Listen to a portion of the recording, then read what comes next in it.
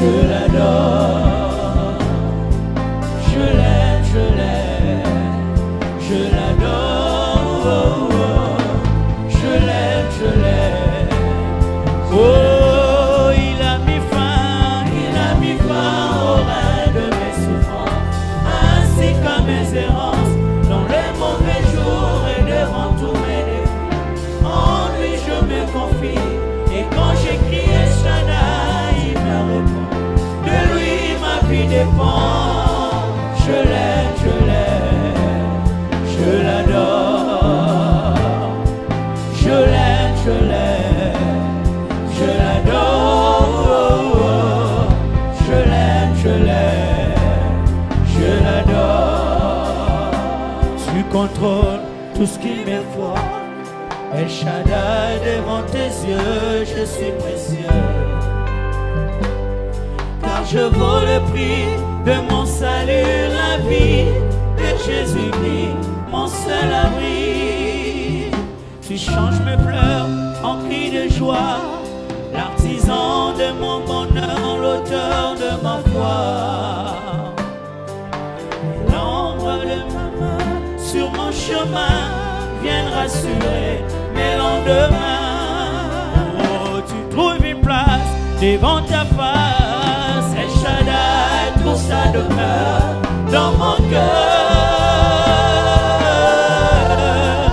Laisse-moi t'écrire un chant d'amour. Oh, restons ensemble pour toujours. Oh, tendre Père, laisse-moi t'écrire un chant d'amour. Restons ensemble. Oh, tu as mis fin. Tu as mis fin. Ainsi qu'à mes errances, les mauvais jours et devant tous mes défis. En toi je me confie, et quand j'écris El Shaddai, tu me réponds. De toi ma vie dépend. Je t'aime, je t'aime, je t'adore, mon Dieu. Je t'aime, je t'aime, je t'aime, je t'aime, je t'adore. Je t'aime, Seigneur, je t'aime, je t'adore. Oh oui, je t'aime, je t'aime, je t'aime, je t'aime, je t'aime, je t'aime, je t'aime, je t'aime, je t'aime, je t'aime, je t'aime, je t'aime, je t'adore. Je t'aime, Seigneur, je t'aime, je t'aime, je t'adore. Oh moi, je t'aime, je t'aime, je t'aime, je t'aime, je t'aime, je t'aime, je t'adore. Je t'aime, je t'aime, je t'aime, je t'aime, Yahweh, je t'adore. Je t'aime, Seigneur, je t'aime, je t'adore. Sharaba Shetelaika, je t'aime, Arabaye Naraba Shete, Reika Baba Shetelaika Naraba Shete, Iraba Shete, je t'adore. Jésus, Je je t'aime, Seigneur, je t'adore, je t'aime,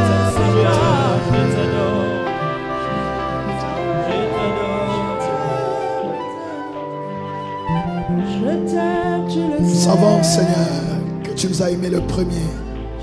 Mais ce matin, nous voulons te dire, nous t'aimons. Nous t'aimons, Seigneur. Alléluia. Rabba Shata Laba.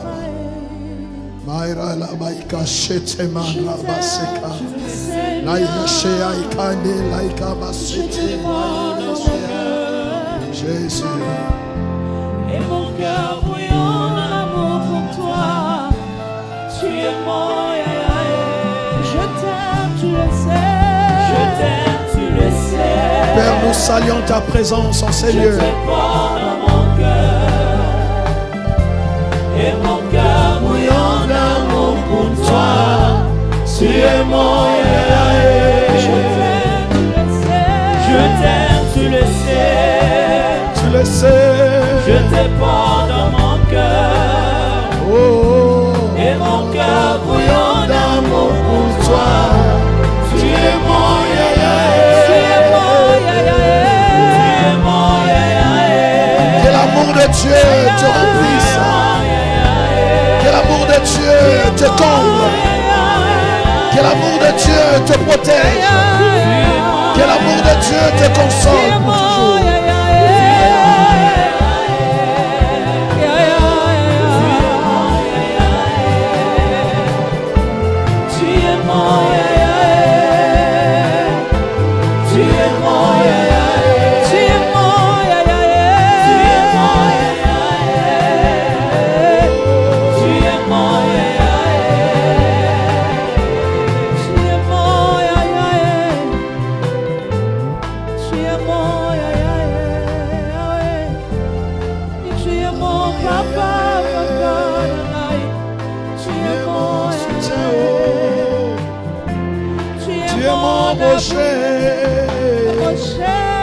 Tu es mon appui, tu es mon abri sur Jésus. Oh Seigneur,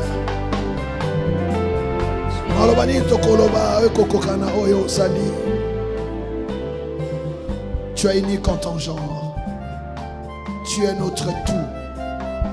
Nous te bénissons Seigneur et nous acclamons ta présence dans ta maison ce matin, Seigneur. Nous acclamons ta présence.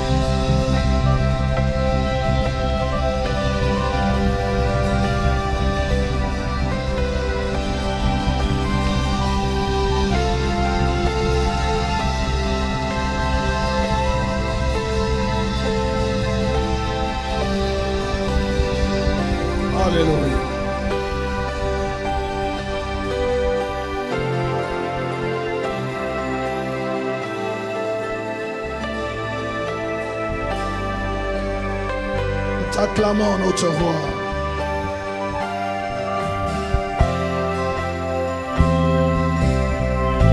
Nous bénissons ton saint nom ce matin encore. Nos paroles ne suffiront pas, Seigneur. Nous exprimons ce que nous ne pouvons dire par nos acclamations. Sois honoré ce matin, sois béni, sois glorifié, sois exalté, Seigneur.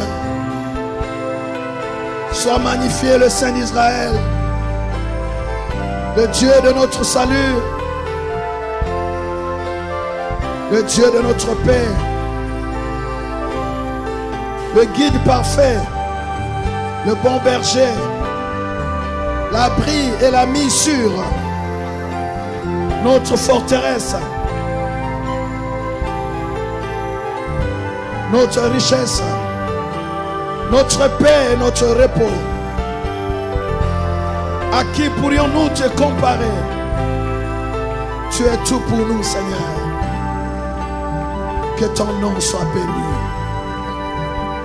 N'est-ce pas que ce matin, tu es encore là? Oui, nous aussi nous sommes là, Seigneur. C'est encore nous. Nous sommes encore revenus. C'est encore nous. Nous avons encore soif de toi. Soif de t'écouter. Soif de recevoir ton conseil, ta direction, ta sagesse, ta lumière, ton intelligence. Nous avons besoin de toi, Seigneur. Nous venons avec plein de défauts. Et c'est en toi, Seigneur, que nous accomplissons. Jésus, taille-nous encore ce matin. Remplis-nous de toi.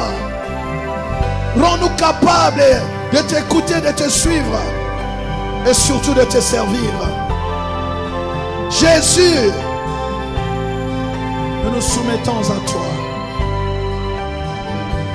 Alléluia. Merci Jésus. Parle-nous encore ce matin. Au nom de Jésus. Alléluia.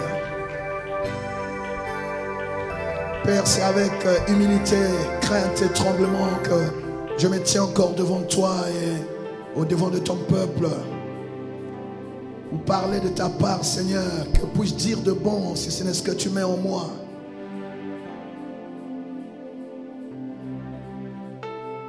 Alors que ne sorte de ma bouche que ce qui vient de toi.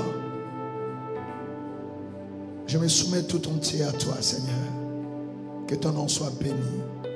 Au nom de Jésus. Amen. Nous acclamons le Seigneur. Gloire à Dieu. On acclame le Seigneur. Amen, amen. Que Dieu vous bénisse. J'aimerais une fois de plus saluer votre foi après ces temps éprouvants, c'est vrai, pour le corps, pour la chair, mais combien bénéfique, combien important pour nos vies, pour l'esprit. Ces 5 nuits que nous avons passées devant la sainte présence, la glorieuse présence de notre Dieu. Vous voir encore ce matin, si tôt, vraiment, pour moi c'est un encouragement. Et je suis béni de savoir que voilà, je ne prêche pas comme Jean dans le désert. Amen. Voilà, je suis fier de votre foi. J'aimerais qu'on acclame encore le Seigneur pour cela. Dieu agit en effet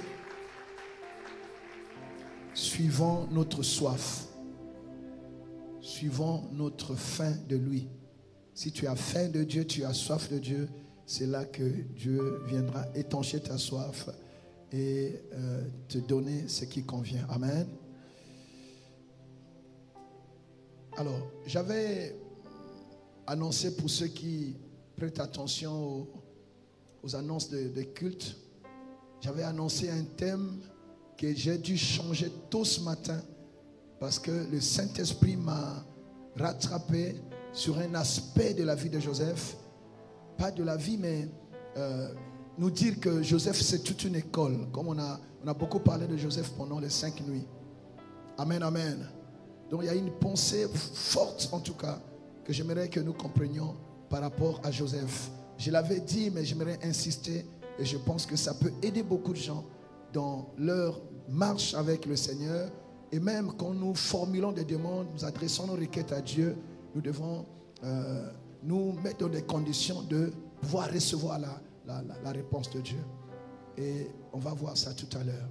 Donc ce matin, notre message a pour thème « À l'école de Joseph », 2 points, de la vision au trône. À l'école de Joseph, 2 points, de la vision au trône. De la vision au trône. Amen. Alléluia. À l'école de Joseph, 2 points, de la vision au trône. Donc en réalité le vrai thème c'est de la vision au trône. Et pour cela la vie de Joseph est une école. Amen. Gloire à Dieu. Nous allons relire les textes qu'on a déjà lus et les exploiter suivant l'orientation que l'Esprit donne ce matin. On va donc ouvrir nos Bibles dans Genèse 37, du verset 5 au verset 10. Genèse 37, du verset 5 au verset 10e. Nous nous levons pour honorer la parole de Dieu.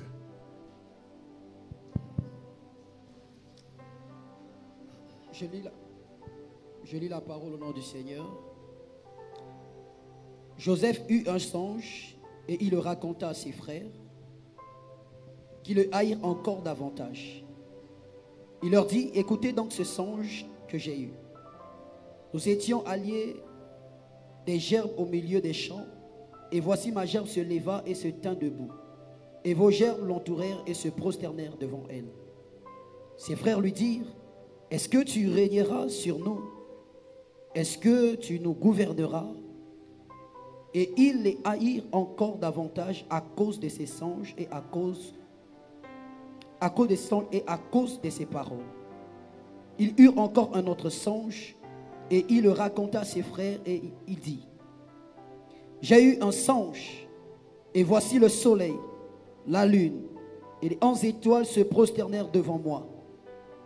Il le raconta à son père, à ses frères. Son père le réprimanda et lui dit, que signifie ce songe que tu as eu? Faut-il que nous venions, moi, ta mère et tes frères, nous prosterner en terre devant toi? Alléluia. Alors, on va rapidement à Genèse 41. Lis à partir du verset 37 maintenant. Ces paroles plurent à Pharaon et à tous ses serviteurs.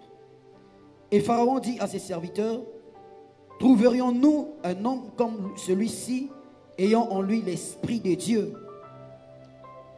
Et Pharaon dit à Joseph, puisque Dieu t'a fait connaître toutes ces choses, il n'y a personne qui soit aussi intelligent et aussi sage que toi. Je t'établis sur ma maison, et tout mon peuple obéira à tes ordres. Le trône seul m'élèvera au-dessus de toi. Pharaon dit à Joseph, vois, je te donne le commandement de tout le pays d'Égypte. Pharaon ôta son anneau de la main et le mit à la main de Joseph. Il le revêtit d'habits de fin lin et lui mit un collier d'or au cou. Continue. Et il le fit monter sur le char qui suivait le sien. Et l'on criait devant lui à genoux. C'est ainsi que Pharaon lui donna le commandement de tout le pays d'Égypte. Il dit encore à Joseph, je suis Pharaon, et sans toi, personne ne lèvera la main ni les pieds dans tout le pays d'Égypte. Parole du Seigneur. On peut s'asseoir, on acclame le Seigneur. Tu as raison d'acclamer parce que c'est une parole qui va te bénir. En méditant ce matin, j'ai été fortement béni. Voilà, bien-aimés, ces deux textes nous montrent donc comment est-ce que Joseph a eu la vision et finalement, dans le deuxième texte, comment est-ce que Joseph a été établi en Égypte comme gouverneur par le Pharaon. Amen. Alors donc de la vision au trône, quand on lit tel qu'on a lu, on voit que c'est facile. Mais en réalité, beaucoup de choses se sont passées. De la vision au trône, c'est une marche, c'est un parcours parsemé de beaucoup de réalités, de beaucoup de choses. Souvent, nous voulons ressembler au roi qui est sur le trône, mais on ne veut pas partager le parcours qui a fait qu'il arrive au niveau du trône. Et j'aimerais nous rappeler, on l'a vu abondamment pendant les 5 nuits, mais j'aimerais épingler quelques points qui peuvent nous aider, fixer nos idées plutôt, en tout cas, pour que nous comprenions en tant que roi, parce que nous sommes des rois. Chaque roi a un trône. Nous sommes dans une dispensation où le Seigneur il nous a rachetés pour Dieu et il nous a fait un royaume et des sacrificateurs. Donc nous sommes des rois et chaque roi a un trône. Alors, de la vision au trône, il y a une marche qui s'impose. De la vision au trône, il y a un parcours auquel tu ne peux pas échapper. Nous avons chacun une vision et aussi à chacun son trône. Donc nos histoires ne peuvent pas forcément être les mêmes. Mais ce qui est commun, c'est que on ne peut pas avoir la vision et s'asseoir sur le trône sans un certain cheminement. Alléluia. Amen, amen, amen. Joseph, fils de Jacob, comme nous le savons, au milieu de ses frères, la Bible dit que Joseph était aimé par son père Jacob plus que les autres frères. Jacob aimait Joseph plus que ses autres fils. Et pour le manifester, le prouver, il lui avait même fait une tunique à plusieurs couleurs. Nous avons essayé d'interpréter cette tunique. C'était une façon de révéler un peu la destinée de cet enfant qui était, comment dire, polyvalent, qui pouvait répondre à beaucoup de types de défis. Donc c'est quelqu'un qui avait plusieurs casquettes, comme on le dit. Amen, amen, amen. Et j'aimerais prophétiser sur toi que toi aussi, tu es quelqu'un à plusieurs casquettes. Tu as une tunique à plusieurs couleurs. Une tunique à plusieurs couleurs. Si on te bloque dans un domaine, on te verra t'exprimer dans un autre domaine. Si on ferme ici, tu sortiras par là. Donne-moi un bon amen. Tu es quelqu'un qu'on ne peut pas maîtriser facilement. Tu as plusieurs aptitudes. Tu as des choses qu'on ne trouve pas en tout le monde. Il était dans une grande famille, mais il était différent. Tu dois apprendre, bien-aimé, à revendiquer ta différence. Oui. Tu as le droit d'être différent. Vous savez, on a le droit d'être différent. Tu as le droit d'être différent. Et Joseph était différent. Je veux que quelqu'un dise, je suis différent. Amen. De la vision au trône. Donc, nous avons les deux visions de Joseph. La première, sa gerbe est debout et celle des autres sont courbées. La première plutôt. La deuxième vision, c'est que le soleil, la lune et les étoiles viennent se prosterner, alléluia, devant lui. Donc les deux visions montrent clairement une position comment dominante. Donc c'est quelqu'un forcément que Dieu a prévu d'élever. La vision ici nous donne une idée de notre destinée. On ne sait pas tout. Dieu nous montre parfois ce que nous serons demain. Mais Dieu ne nous dit toujours pas comment ça va se passer pour que nous arrivions à ce niveau-là. Alléluia.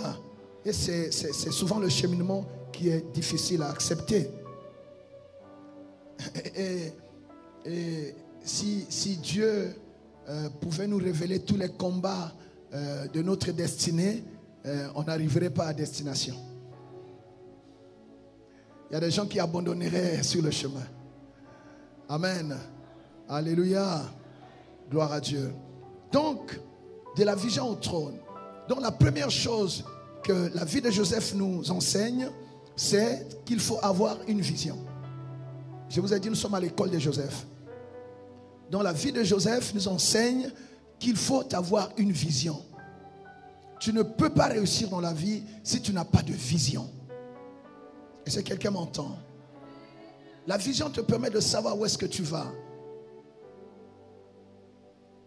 On ne peut pas se lever et commencer à se diriger n'importe où et n'importe comment. Non. On doit avoir une orientation. Quand vous voyez un avion décoller, il y a un plan de vol. Le pilote sait exactement où est-ce qu'il va atterrir et où est-ce qu'il amène les passagers qui ont pris son avion. Et c'est insensé de monter dans un avion sans savoir où est-ce qu'il va.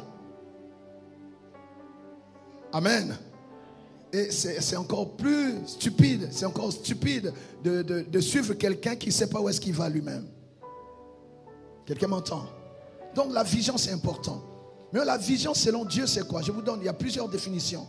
La vision ici, c'est, on va dire, c'est le dessein de Dieu qu'il partage à un homme, qu'il a choisi depuis les temps anciens. Alléluia. Et par qui il veut faire des choses dans ce monde. C'est la pensée de Dieu, c'est le dessein de Dieu. Dieu a un projet qu'il confie, qu'il partage à un homme.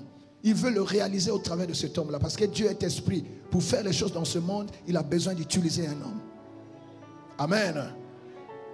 Cela veut dire que celui qui reçoit une vision de Dieu, une vision noble, une grande vision, ben, il se sent comment? Responsable.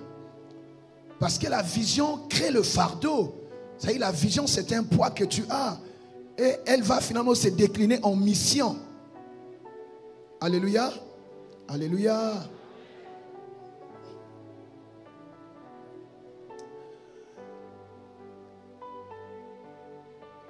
Si tu sais où est-ce que tu vas, tu sais à quoi Dieu t'a appelé, cela va créer en toi, déposer en toi un fardeau que tu es obligé de porter.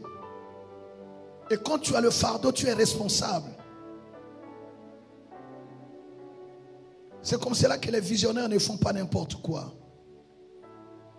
Parce qu'ils savent que leur vie, c'est une vie école. C'est une vie de laquelle dépendent parfois plusieurs autres vies. Quelqu'un m'entend?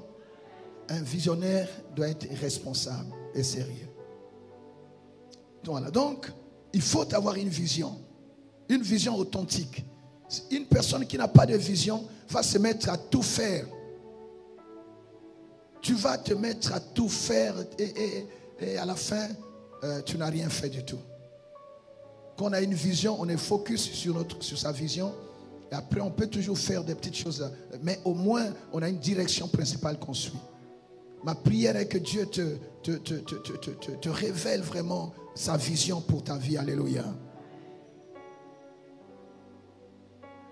Nous devons savoir que sur la terre, nous ne venons pas comme un accident. Non. La Bible dit, c'est le Seigneur qui parle. Je connais le projet que j'ai formé sur vous. Ce n'est pas un projet de malheur, mais un projet de paix et de bonheur. Alléluia. Afin de vous donner un avenir et de l'espérance. Donc, vous entrez dans ce monde suivant le projet de Dieu. Et il faut prier de manière à découvrir quel est le projet, qu'est-ce que Dieu veut de moi, quelle est ma mission dans ce monde, quel est mon mandat dans ma famille.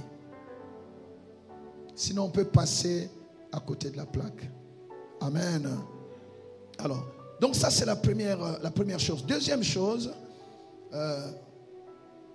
il faut quitter sa zone de confort. Quand tu as une vision, tu seras obligé de quitter ta zone de confort un jour. Tous ceux qui ont réussi de grandes choses dans la vie ont été obligés une fois de quitter leur zone de confort. Là où tu as l'impression que tout est là, tout est en place, voilà, tu n'as pas d'effort à faire. Quand tu es dans ta zone de confort, tu ne seras pas amené à te dépasser et à repousser tes limites, à t'accomplir même. Parce que quand tu es dans une zone de confort, tu es pris en charge. Une personne totalement prise en charge tombe souvent dans la facilité, dans oui, même dans la négligence. Amen. Alléluia. Alléluia. Le Seigneur a choisi Abraham. Qu'est-ce qu'il dit à Abraham? Quitte, va-t'en de la maison de ton père, de ton pays et de ta patrie, et va dans un pays que je te montrerai. Tu quittes ce que tu connais, tu quittes ce que tu maîtrises, et tu fais comme un saut dans l'inconnu. Dans la vie de tout visionnaire, il y a toujours cette impression parfois d'être un aventurier. Et personne ne te comprendra. Le visionnaire n'est jamais compris tout de suite. Parce que tu vois ce que tout le monde ne voit pas. Tu vois des choses que Dieu n'a pas montrées à tout le monde. Ça ne vous est pas encore arrivé quand les gens vous disent, mais ils te comprendre. Mais on ne peut pas te comprendre parce que ce que tu as vu, eux, ils n'ont pas vu. Alléluia. Voilà. Donc, quand tu sais que Dieu t'a appelé, tu dois sortir de ta zone de confort. Il y a des endroits où ta vision ne peut pas se réaliser. La zone de confort pour Joseph, c'était quoi ici? L'amour de son père. L'amour de Jacob ne pouvait pas permettre un épanouissement de Joseph. Je vous dis la vérité. Parce que là, il était le bébé. Il racontait tout ce que les autres faisaient. Il était là toujours dans les petites histoires. Il ne pouvait pas mûrir dans cet environnement. Quelqu'un m'entend? Il était tellement fier, il défiait même les autres un peu avec sa tunique à plusieurs couleurs qui marquait sa différence. Tous les autres étaient presque pareils, mais lui avec sa tunique. Donc ça suscitait un peu la haine. Quelqu'un m'entend? Il faut apprendre à quitter ta zone de confort. Tu ne peux pas vivre de nouvelles choses tant que tu t'accroches à cette zone de confort. Parfois on est obligé de perdre certains acquis, certains privilèges pour aller vers de nouvelles choses que Dieu nous a préparées, mais qu'on ne sait pas encore, qu'on ne voit pas encore. Quelqu'un m'entend?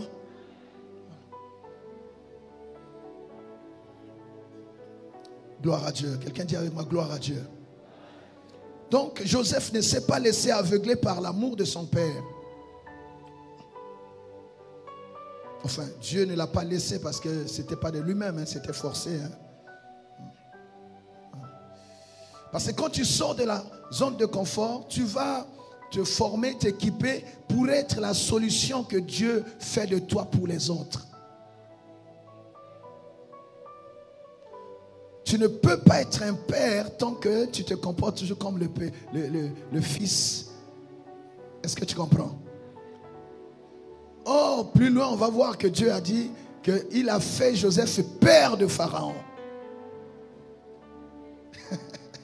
Est-ce que dans la maison de Joseph, de Jacob, Joseph peut être père de Pharaon? Non. Donc, je dis ceci pour attirer notre attention. Vous allez voir, il va y avoir des choses parfois que Dieu permet. Tu vas voir quelqu'un te quitter brutalement. Quand tu n'arrives pas à comprendre, Dieu peut permettre que les gens te quittent. Pour que tu commences à te rendre compte de ta mission et de ton mandat. Il y a des choses que nous quittons quand nous pouvons. Mais quand on ne peut pas quitter, c'est Dieu qui nous force. Dieu crée le désordre autour de nous.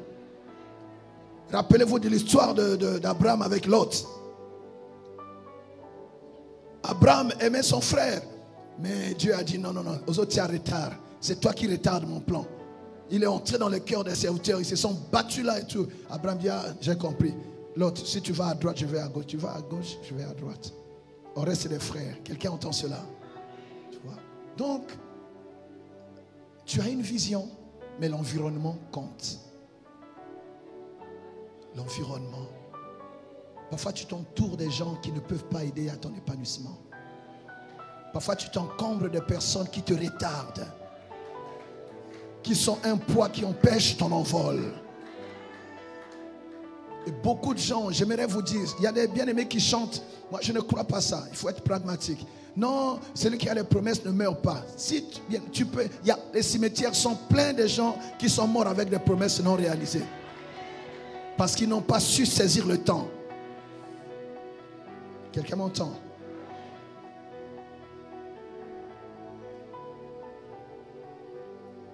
Notre zone de confort actuelle peut être un handicap pour notre épanouissement et l'accomplissement de la vision que Dieu nous a donnée.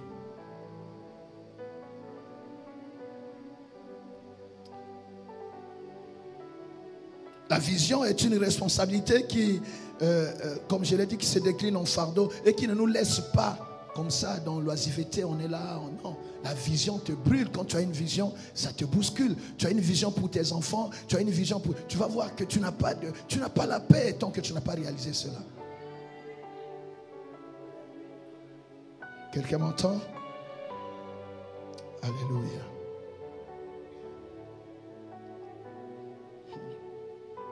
Vous savez, même Jésus a des choses qu'il n'a pas pu réaliser chez lui, dans sa contrée.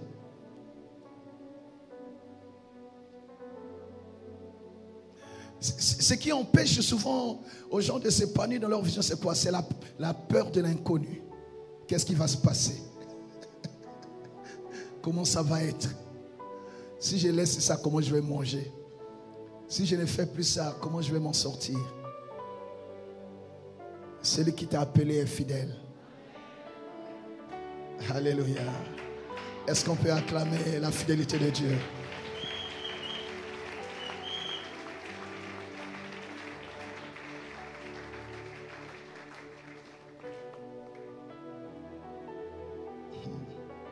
Troisième chose, la vie de Joseph nous enseigne que tu auras pour ennemi les gens de ta propre maison, comme cela est écrit.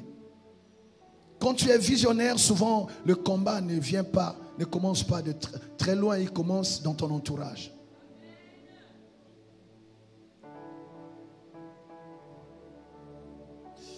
Quelqu'un m'entend? Tu peux lire ça dans Matthieu 10, verset 36.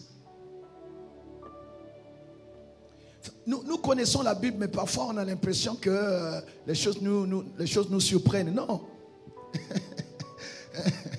Souvent le combat, ça vient par les gens qui nous connaissent le mieux. Oui. Matthieu 10, 36, qu'est-ce qu'il dit? Et l'homme aura pour ennemi les gens de sa maison. Oui. Ceux qui te combattent, en fait, il y a deux raisons. C'est parce qu'ils te connaissent. Et c'est souvent parce qu'on te redoute. On a peur de ce que tu vas être demain. Parce qu'il y a des signes qui ne trompent pas. À ce moment-là, qu'est-ce qu'on fait? On va chercher à se débarrasser de toi. Quelqu'un m'entend? Alléluia. Donc tu auras pour ennemi les gens de ta propre maison. Voilà. C'est comme Joseph avec ses frères, les frères de Joseph ont combattu Joseph. Ses propres frères. David, la même chose. Quand ils ont vu que David avait la foi qu'eux, ils n'avaient pas. David avait une espérance avec Dieu qu'eux, ils n'avaient pas. Et ils l'ont appelé orgueilleux. Un orgueilleux comme ça. Qu'est-ce que tu veux montrer ici? Ses propres frères. En fait, ils n'avaient pas la même vision. Ils n'avaient pas le même fardeau. Souvent, on est combattu par les gens qui ne comprennent pas notre vision. Ou qui comprennent et ne l'acceptent pas. Ou simplement par ceux qui n'ont pas de vision. Quand tu es entouré de personnes qui n'ont pas de vision, tu n'as pas d'avenir au milieu d'eux. Est-ce que quelqu'un entend cela? J'aimerais vraiment que ce message soit dans ce climat apaisé pour que écoute. Est-ce qu'ils ont quota? Gloire à Dieu. Gloire. Les gens qui n'ont pas de vision vont te combattre et vont essayer de tuer même ta vision. Comme on a entendu pendant les 5 nuits, il y a des tueurs de destinée. Ce qu'ils ne peuvent pas être et ce qu'ils ne peuvent pas avoir, ils vont tout faire pour l'empêcher. Et donc quand tu es visionnaire, sache que tu dois être prudent. Quelqu'un m'entend?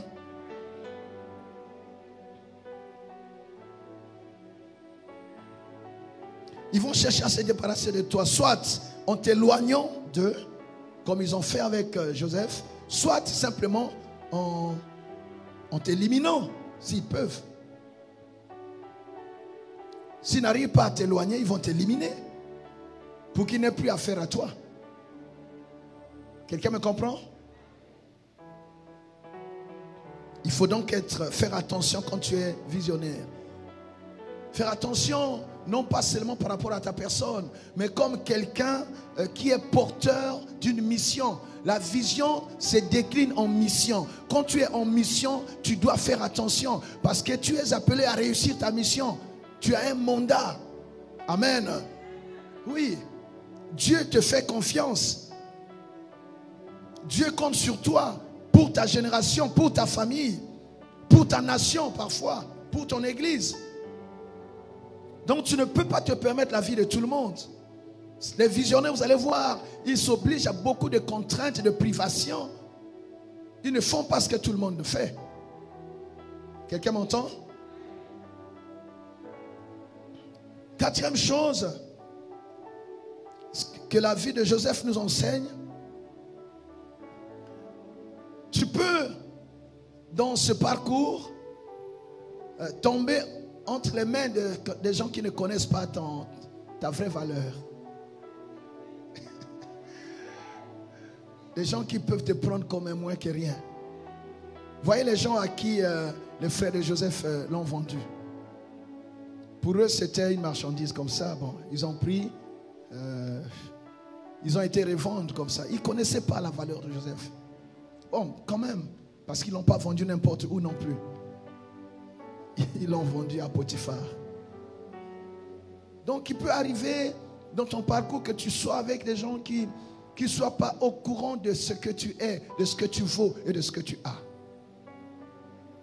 Mais c'est le parcours. C'est le parcours. Tu peux être avec des gens qui ne te comprennent pas. Ça fait partie du parcours. Tu peux rencontrer des gens qui ne te comprennent pas. Ça fait partie du parcours. Il y a comme un dialogue de sourds. Ça fait partie du parcours. Et chaque étape, je l'ai dit pendant les 5 nuits, est une école qui vient forger ton caractère pour te préparer à la mission ou au trône qui t'attend. Parce qu'on n'arrive pas au trône comme ça. C'est pas parce qu'on a la vision qu'on va s'asseoir sur le trône. Le trône exige un caractère, une maturité. Et le parcours que Dieu nous impose travaille donc à former ce caractère, à forger cet homme nouveau, capable de se surpasser, capable d'affronter l'adversité. Le trône n'est pas pour des petits enfants. Le trône est pour des matures. Quelqu'un m'entend?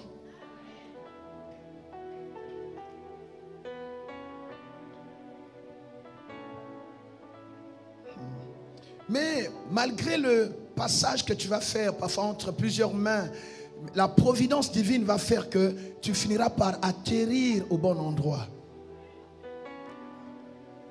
Tu vois? Ils ont acheté Joseph, ils ont pris Joseph, mais finalement, ils vont le déposer auprès de Potiphar, pas n'importe où. Tout ça était dans le plan de Dieu. Maintenant, quand tu vis ça, tu n'as pas l'impression de vivre le plan de Dieu. Ce sont des choses qui te contrarient, ce sont des choses qui te combattent, qui t'écrasent. Tu pleures même, mais tu peux pleurer, c'est humain, mais n'abandonne pas. En réalité, qui a échoué? Qui a échoué? Il y a 2 personnes qui ont échoué. Celles qui n'ont jamais commencé ont échoué. Ils ont d'office échoué. Et celles qui abandonnent. Ce sont les 2 personnes qui ont échoué dans la vie. La personne qui ne veut pas se lancer dans le défi a déjà échoué. Et la personne qui abandonne, elle a aussi échoué. Mais si tu tombes et tu peux te relever, tu n'as pas encore échoué. Et je déclare que tu n'as pas encore échoué au nom de Jésus. Donne-moi un bon amen ce matin. Est-ce qu'il y a un Joseph ici? Dis, je suis Joseph.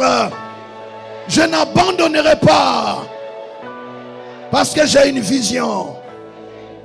On acclame le Seigneur.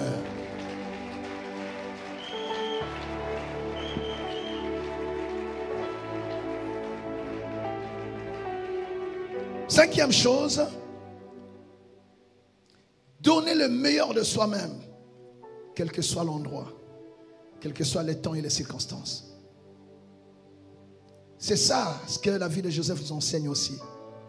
Quel que soit là où il a été, il a toujours donné le meilleur de lui-même. Dans la maison de son père, il donnait le meilleur. Auprès de ses frères, il donnait le meilleur. Il arrive sur Potiphar, il a donné le meilleur. Tout ce qu'il touchait prospérait. Il faisait son travail, non pas comme un esclave, mais avec la volonté, le cœur de faire réussir celui sous qui il travaillait. Donc il n'avait pas un cœur, non, je suis esclave. Non, non, non. Il faisait tout ce qu'on lui demandait de façon sérieuse. Sois sérieux, quelle que soit la tâche qu'on te donne. Pourquoi? Parce que nous avons beaucoup de témoins. On ne sait pas qui peut parler de nous quelque part. On ne sait pas qui nous a vus et qui peut nous montrer à quelqu'un quelque part. Est-ce que Dieu est en train de parler à quelqu'un ce matin? Nous sortons des temps forts de prière. Mais j'aimerais vraiment fixer nos pensées de manière que l'école de Joseph nous serve. L'intégrité nous donne un bon témoignage. L'intégrité nous forge, nous donne une bonne réputation. L'intégrité va faire que les gens vont nous respecter, même dans notre petite condition. Alléluia. La dignité est rattachée à l'intégrité. Quelqu'un qui n'est pas intègre, il sera difficile qu'elle soit digne de grandes choses. La dignité est rattachée à l'intégrité. Il faut donc rester intègre, quel que soit ce qu'on vit. L'intégrité doit être notre identité, notre mode de vie, quel que soit l'endroit. Amen. Alléluia. Gloire à Dieu. Vous voyez les gens, le cas par exemple de Joseph dans la prison. Quand il finit chez Potiphar, où il a tout fait, tout bien fait. Et même si cette femme a voulu attenter, on va dire, à sa dignité d'enfant de Dieu, à sa sanctification, il n'est pas tombé. Donc il est sorti de la propre. Il est sorti de la propre. Il n'a pas volé. On lui a monté des histoires, qu'on dise des choses sur toi, mais qu'on ne te trouve pas là-dedans. C'est ce que la Bible dit. Donc devant Dieu, il était propre. On pouvait tout mettre sur lui, mais devant Dieu, il était propre. Quelqu'un m'entend? Il arrive là-bas dans la prison. En prison, il va trouver 2 gars qui avaient des problèmes. Tout de suite, il s'est mis au service. Parce que la grâce que Dieu nous donne, la Bible dit, c'est pour l'utilité comment? Commune. Qui le dit? 1 Corinthiens 12, verset 7. Tu peux lire ça rapidement. À chacun la mesure, comment dire, de l'esprit a été donnée pour l'utilité commune. Il s'est mis au service. Lui-même, il a sa vision qui n'est pas encore accomplie. Tout ce qu'on dit ici, sa vision n'est pas accomplie. Mais quand il trouve que quelqu'un a un problème, il sait quoi? Il résout les problèmes des autres. Son problème à lui est encore là. C'est ça le visionnaire. C'est ça qu'on a quand on a Dieu. On est une bénédiction pour les autres. On ne recherche pas forcément notre propre intérêt. On ne se bat pas pour notre propre personne. On arrive, un visionnaire commence à travailler dans le sens de la mission. C'est-à-dire tu te sens en mission. Quelqu'un entend cela? Tu te sens en mission, tu as des fardeaux, tu défends des causes. Il a interprété les rêves de les chansons et du panetier. Lui-même, son rêve n'est pas encore accompli. Tu ne te bats pas pour ta position. Tu es une bénédiction pour les gens. Alléluia. Nous arrêtons parfois l'action de Dieu dans nos vies parce que nous ne regardons qu'à notre propre personne. Nous ne regardons qu'à nos intérêts. Or, Dieu veut nous bénir plus que ça. Dieu ne peut pas te bénir au-delà de tes petits besoins si tu n'es pas capable de prolonger ta main vers les autres.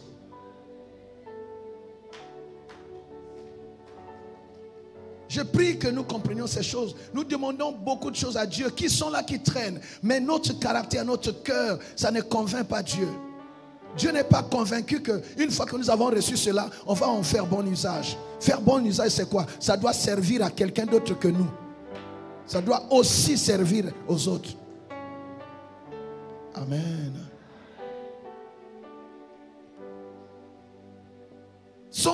J'insiste, sa vision n'est pas encore accomplie. Mais sur le parcours, il est serviteur. La vie de Joseph nous montre que avant d'arriver sur le trône, en fait, qui est sur le trône? C'est un serviteur qui est sur le trône. Je vais dire ça à la fin pour que nous comprenions. Dieu n'établit pas quelqu'un qui vient dominer. Dieu n'établit pas quelqu'un qui vient écraser les autres. Dieu établit un serviteur. Donc si tu n'as pas le cœur de service, si tu n'as pas dans ton cœur cette notion de service, tu passes à côté du plan de Dieu. Tu vas user de ta position pour écraser les autres. Tout prendre pour toi. Quelqu'un m'entend? Alors un autre point, Bon, c'est un peu ce que je dis déjà. Mettre son talent, mettre son don au service des autres. Ça, c'est l'école de Joseph. Mettre son talent et son don au service des autres. Alléluia. Plus tu le fais, plus Dieu, il fait quoi? Il te provisionne. Oui. Plus, c'est comme une source. Bon, vous en ville, vous n'avez pas. Moi, j'ai grandi au village, donc je sais de quoi je parle. Une source où on ne puise pas l'eau, elle sera sale. Parce que l'eau va être stagnante.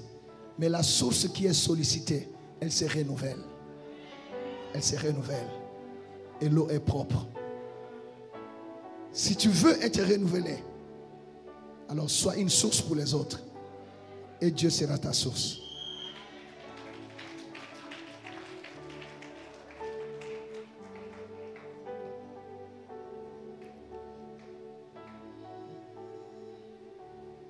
Tu vois? Je disais, il ne faut négliger personne parce que tu ne sais pas qui va parler de toi au roi. Tu ne sais pas. On t'a montré la royauté. Parce que les songes de Joseph, c'est la royauté en fait. On t'a montré la royauté. Mais comment arriver là-bas? Tu ne peux pas arriver dans la royauté sans être au contact de ceux qui sont déjà dans la royauté. Tu ne peux pas devenir roi sans être d'abord serviteur du roi. David avait déjà reçu l'onction de Samuel. Mais il est entré pour la première fois au palais comme serviteur en jouant comment? Sa harpe. Il a l'onction d'être roi. Mais il va d'abord servir le roi qui est en place. Qui avait déjà des problèmes avec Dieu, s'il vous plaît.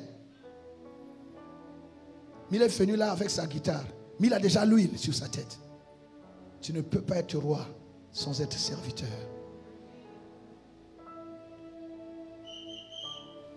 Tu vois? Je disais, il faut respecter chaque étape de ta marche. Pourquoi? Pourquoi il arrive chez Potiphar d'abord? Mais parce que Potiphar, c'est l'homme de main du roi. C'est là que tu apprends ce qui s'est fait au palais. C'est là que tu vois comment se comportent ceux qui sont déjà dans la royauté. Tu as la vision, mais tu dois apprendre. Quelqu'un m'entend? L'école, c'est très important. Tu dois apprendre. Apprendre auprès des aînés. Apprendre auprès de ceux qui ont déjà fait le chemin. Ils ont fait le chemin que tu n'as pas fait. Toi, tu veux commencer. Tu dois apprendre auprès d'eux. Quand tu apprends, ça va t'éviter de reproduire leurs erreurs. Et ça va te permettre de t'enrichir de leur expérience. Est-ce que quelqu'un entend cela? Donc Joseph étant intelligent et sage, aux côtés de Potiphar, il voyait comment est-ce que Potiphar marchait, comment est-ce qu'il parlait, comment est-ce qu'il s'habillait, comment est-ce qu'il savait. Il a appris ça. La prestance, la noblesse, tout ça. Tu vois, comme c'est lui, il est à côté du roi, donc c'est comme ça que le roi se comporte. C'est comme ça, waouh. Maintenant, ceux qui seulement avec la vision, avec le diplôme, avec les études, sont bombardés comme ça sans passer par un temps d'apprentissage et tout, ça va être des scandales. Sans manière, sans quoi. Donc tu vois, on te nomme là, mais tu es incapable de fédérer les équipes, tu es incapable de manager, tu es incapable de leader les gens qui sont autour de toi. Et avec un gros diplôme, tu échoues.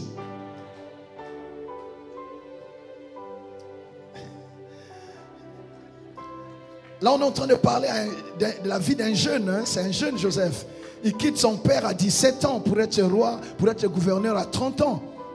Donc les jeunes, il ne faut pas penser qu'il ne faut pas être dans l'excuse de votre jeunesse pour dire non, je suis encore trop jeune, ça je verrai plus tard. Non, ça on apprend tôt.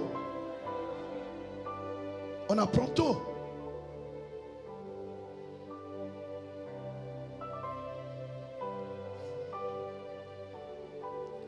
Alors, donc, respecte ton parcours, respecte chaque étape que Dieu t'impose. De toute façon, comme je l'ai dit au début, il y a des choses que tu ne peux pas éviter de ton parcours avant d'arriver au trône. Tu ne peux pas éviter ça. Si tu évites, tu as des dettes. Et ça va te rattraper quand tu seras assis sur le trône. Il y a des préalables qu'il faut absolument remplir. Si tu évites ça, tu peux arriver au trône, mais tu auras des problèmes. Parce que tu as des dettes. Tu as triché. Chaque épreuve. Donc le parcours est fait d'épreuves et de tentations. Et c'est Dieu qui permet. Mais quand tu es sorti de là, tu n'es plus la même personne. Tu deviens une personne aguerrie. Et qui peut maintenant comment être un modèle pour les autres. Parce que celui qui est sur le trône ne peut pas se cacher. C'est comme ce qui est écrit dans le livre monte ici. Ceux qui sont au sommet, ils ne se cachent pas. Leurs erreurs sont vues parce qu'ils sont épiés par tout le monde. Tout le monde voit ce que ceux qui sont au sommet font. Dans les coins là, il y a des gens qui font des choses très graves. Personne ne sait. Mais une fois que tu es élevé, même ta moindre parole, elle peut être analysée. Il y a des gens qui vont s'asseoir pour analyser. Et les succès et surtout les erreurs de ceux qui sont sur le trône, on en parle pendant longtemps. Est-ce que quelqu'un entend cela? Donc il faut faire attention. Celui qui est sur le trône, c'est un modèle. C'est une personne repère. Alléluia. Que Dieu nous aide. Je disais que Dieu nous aide. Donc il faut respecter chaque étape de notre vie. Et en apprendre toutes les leçons possibles. Alléluia. Quelqu'un qui arrive sur le trône sans passer par les étapes nécessaires, il aura du mal à conduire les équipes. Parce qu'il est difficile de parler des choses qu'on ne maîtrise pas. Moi, dans ma vie professionnelle, j'ai eu la grâce de commencer. Il y a quelqu'un qui est ici qui peut savoir de quoi je parle. J'ai commencé par les petits boulots de l'aéroport. Avant d'être au sommet de l'entreprise. Donc quand je dirige mes équipes, je sais de quoi je parle. Je sais comment on pousse un chariot, bagage. Quelqu'un m'entend? Oui, je sais comment est-ce qu'il faut aller déposer un plan de vol. Donc quand je demande, s'il me dit quelque chose, je dis, non, attention. Tu ne peux pas me mentir, je sais de quoi je parle, alléluia. C'est ça. Donc il faut faire toutes les classes. Si on te donne un diplôme, moi dans mon cursus, c'est vrai, mon frère est là d'ailleurs, il sait de quoi je parle. Dans mon cursus, j'ai sauté le CM1. Pas que j'ai sauté, les enseignants pensaient que ce n'était pas nécessaire pour moi de faire le CM1. Parce que bon, pour eux, j'étais... vous comprenez? Amen. Et j'ai eu le CP.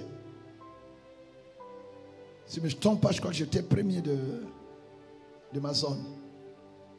Mais, quand tu as loupé le CM1, la 4e t'attend. Il y a des choses que tu dois avoir apprises au CM1 pour être à l'aise en 4e. Donc celui qui avance en sautant les étapes, ça va te rattraper quelque part. Est-ce qu'on peut acclamer le Seigneur?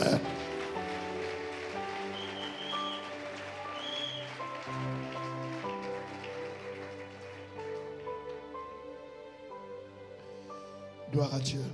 Un autre point, c'est vraiment une école, on ne va pas tout citer aujourd'hui. Qu'est-ce qui pouvait encore marquer la vie de Joseph? La diversité. C'est un homme qui opérait, comme on l'a dit, par rapport à sa tunique, dans plusieurs facettes.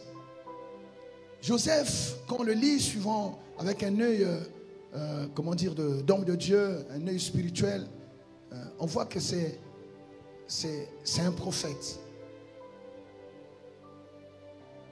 Il peut annoncer des choses à venir. C'est un prophète. Mais il pouvait aussi opérer comme un économiste. Il a donné des théorèmes d'économie. Il a instruit le roi. Il a dit, voilà, il y aura 7 ans de famine et 7 ans d'abondance plutôt et 7 ans de famine. Voilà, pendant les 7 ans d'abondance, voilà comment on va faire. On va épargner ici, on va faire ça. Donc il a mis en place un plan d'ajustement économique et tout ça, qui fait que quand la crise est survenue, mais l'Égypte s'en est bien sorti. Et l'Égypte est devenue le grenier du monde entier. Tout le monde venait s'approvisionner en Égypte. de partout, de l'Europe, de l'Asie. Les gens venaient s'approvisionner en Égypte parce que c'était une famine mondiale. Et les scientifiques ont retrouvé ça. Les historiens ont bien situé cette zone. Donc c'est l'intelligence d'un homme, d'un jeune, s'il vous plaît, de moins de 40 ans. Donc prophète, économiste, et à la fin il a été comment? Gouverneur. Et dans son fonctionnement, c'était même un pasteur, parce qu'il a fini par rassembler et l'Égypte et sa famille. Tu vois la diversité. Mais tout ça soutenu par une qualité, c'est quoi? L'amour. Tu ne peux pas réussir la vie de Joseph si tu n'as pas l'amour dans ton cœur pour les autres.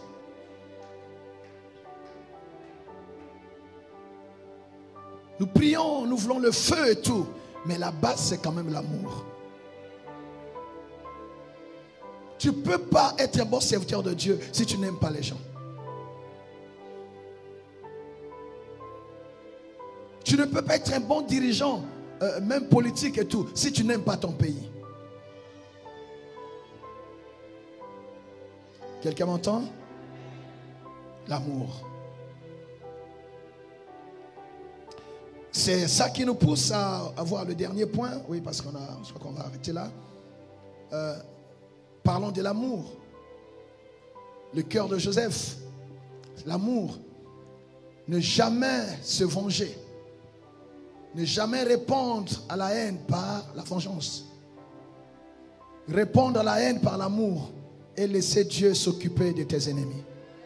Il a dit, à moi la vengeance, à moi la rétribution. Dieu saura mieux le faire que toi. Toi, si tu le fais, tu vas pécher. Si tu pêches, tu seras comme tes ennemis. Or, si tu les aimes, tu donnes à Dieu la liberté de s'occuper de comme il sait le faire. Réponds à la haine par l'amour. Et Dieu sait la réponse qu'il a déjà préparée pour tes ennemis. Il a dit à Israël, je serai l'ennemi de tes ennemis, je serai l'adversaire de tes adversaires. Dieu sait venger ceux qui lui appartiennent. Et ma prière est que le Seigneur te montre ta fidélité, sa fidélité, qu'il te montre sa fidélité en te vengeant, que lui te venge. Mais toi, bien-aimé, manifeste l'amour. Amen.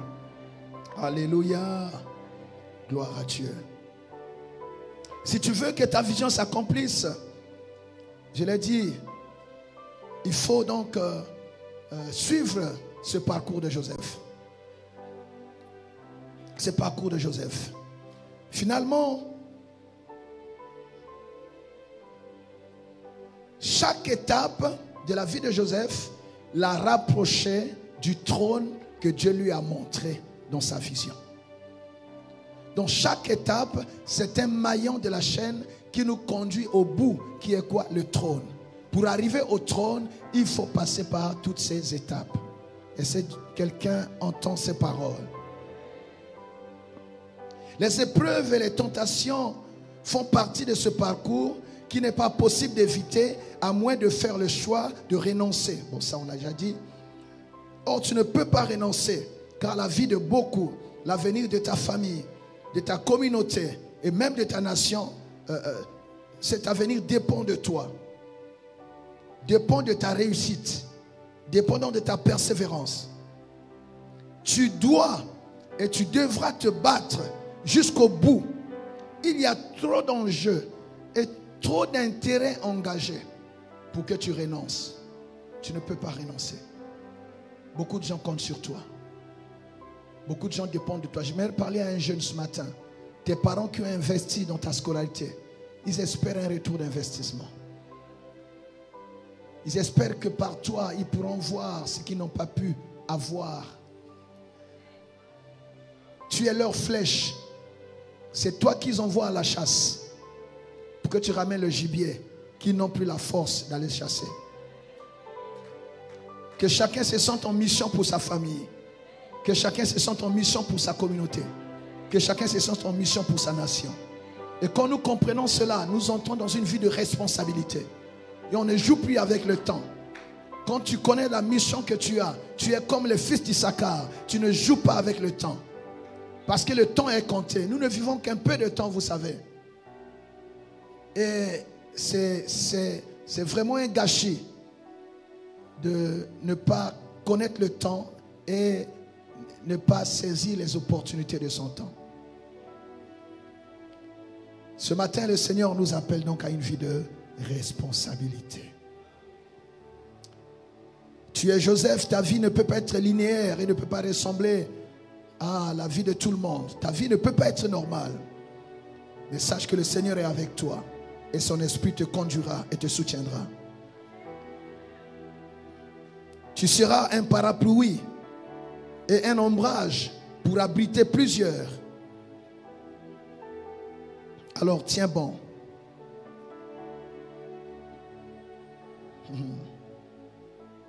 Comme on le sait, une fois sur le trône, Joseph a recueilli sa famille. Tu es le gardien de ta famille. Nous rattrapons un message qu'on a donné il y a quelque temps. Tu es le gardien de ta famille. Il ne les a pas repoussés. Il a compris pourquoi est-ce que Dieu l'avait béni.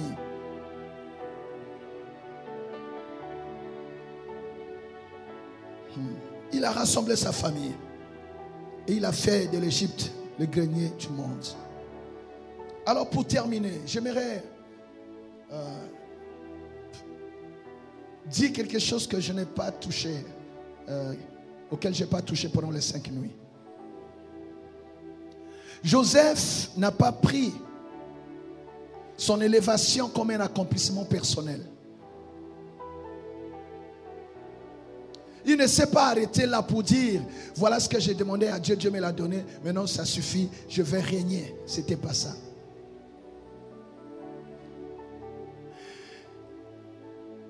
Si tu fais ça, tu loupes le plan de Dieu.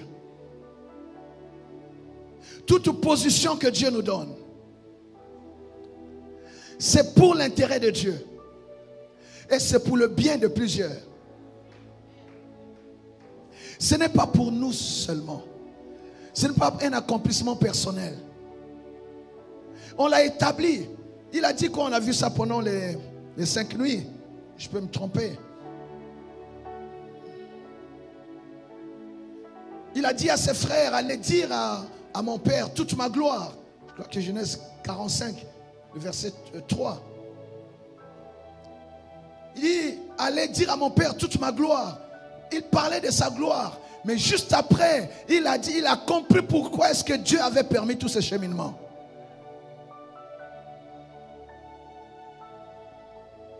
Tu as vu ça? Genèse 45, verset 3. Rapidement, frère. Joseph dit à ses frères, je suis Joseph. Je suis Joseph. Mon père est-il encore? Mon père tu vois, vit-il je suis encore? Joseph. Je suis docteur, je suis maintenant roi, je suis sur le trône, j'ai réussi, j'ai l'argent, je suis ministre, je suis ceci, je suis. Là c'est le jeu. Mais il y a des gens qui ne s'arrêtent sur ça. Tout c'est autour de toi. Moi. Mais le Seigneur veut que tu ailles plus loin que toi.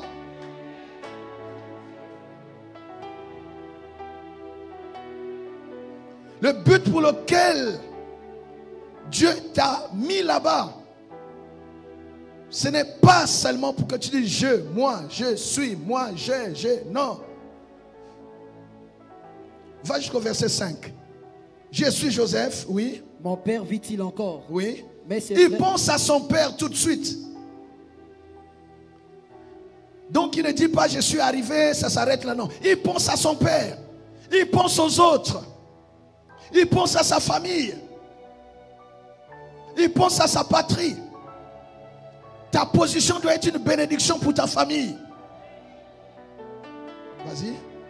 Mais ses frères ne purent lui répondre car ils étaient troublés en sa présence. Ses frères étaient troublés. Vas-y rapidement. Joseph dit à ses frères, approchez-vous de moi. Approchez-vous de moi. Il a rassemblé sa famille. Et ils s'approchèrent. Il dit, je suis Joseph, votre frère. Oui. Que vous avez vendu pour être mené en Égypte. Que vous avez vendu. Écoute, il rappelle le contexte. Il ne s'arrête pas là.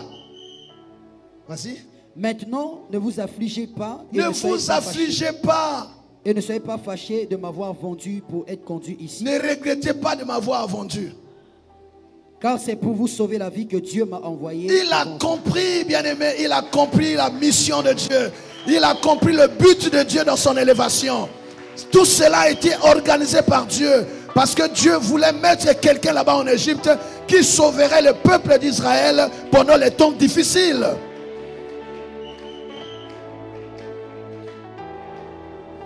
Il a béni ses adversaires, ses frères. Il les a remerciés même. Même s'il n'a pas dit, je pense qu'il a même remercié la femme de Potiphar. Alléluia. Il a remercié ses frères qui l'ont vendu. S'il ne l'aurait pas vendu, comment serait-il arrivé en Égypte? Comment aurait-il connu Potiphar? Comment la femme de Potiphar l'aurait envoyé en prison? Comment aurait-il rencontré les chansons et les panetiers? Et qui aurait parlé de lui au roi, lui esclave? Comment le roi pouvait être au courant qu'il y a un esclave là-bas dans la prison qui peut donner la solution? Est-ce que quelqu'un entend cela? La vie de Joseph est une école. Est-ce qu'on peut acclamer le Seigneur? Ne regrettez pas de m'avoir vendu. C'est Dieu qui a voulu que je sois ici pour vous sauver la vie. Dieu t'a établi pour que tu sauves ta nation. Dieu t'a établi pour que tu sauves ta famille. Dieu t'a établi pour que tu sois une solution et non un problème. 5, tu es arrivé? Va à 15 maintenant. À 13, va à 13. Racontez à mon père toute ma gloire en Égypte. Oui. Et tout ce que vous avez vu. Et vous ferez descendre ici mon père au plus tôt.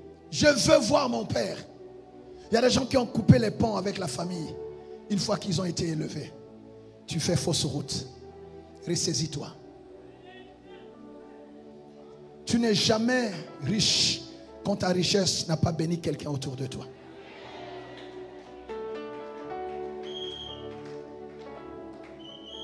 Tu n'es pas fort tant que ta force n'a pas relevé un faible. Quelqu'un m'entend? Alléluia. Oh Jésus. Dieu te rend fort pour plus que toi. Pour mieux comprendre cela, va dans Genèse 50, 19 à 20.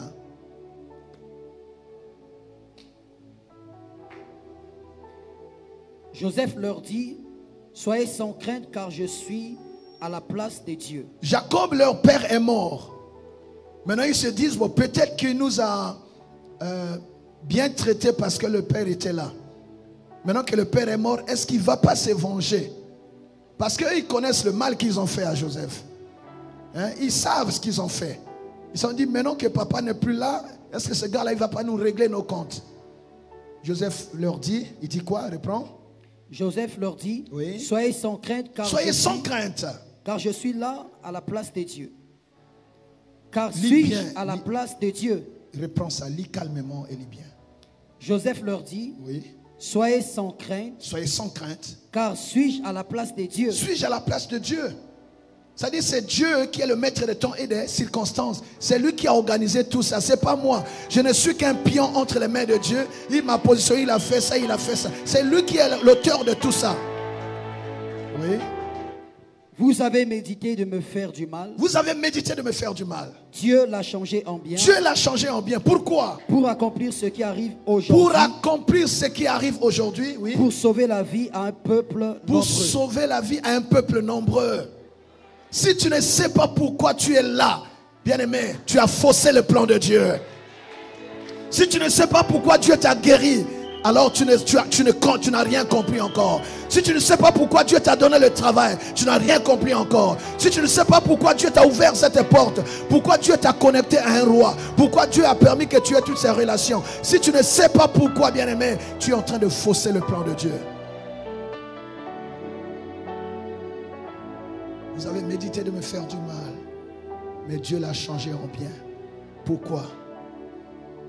Pour ce jour, pour sauver un peuple nombreux. Est-ce que nous comprenons, bien aimés?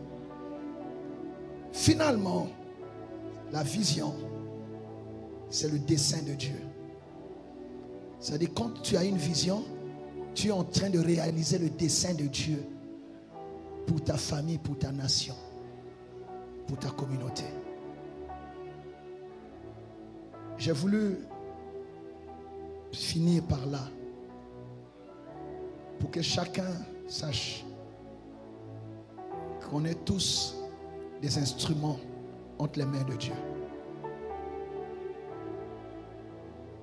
Dieu veut bénir votre famille, mais par vous. Dieu veut bénir votre pays par vous.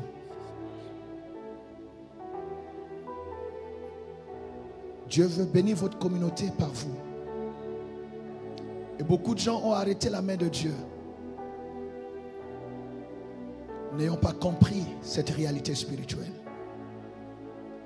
Et ma prière ce dimanche, après tout ce temps fort que nous avons passé, que tu saches que si Dieu a converti le mal en bien, a changé la honte en gloire, a changé l'humiliation en gloire, a changé la maladie en guérison, a changé la pauvreté en prospérité, a changé les problèmes en solution, c'était pour un but. Dieu fait toutes choses pour un but. Que Dieu vous bénisse, qu'il bénisse sa parole.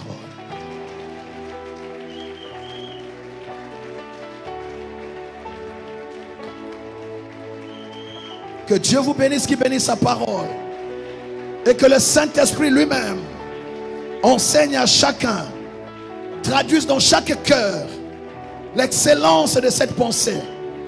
Ce que je n'aurais pas pu bien dire, que le Saint-Esprit l'enseigne à chacun, suivant la volonté de Dieu, suivant la vocation de chacun. Mais ce qui est vrai, tu es Joseph, je suis Joseph, et Dieu nous utilise dans cette génération pour sa gloire et pour la bénédiction de plusieurs. Au nom de Jésus, Amen. Nous acclamons encore le Seigneur.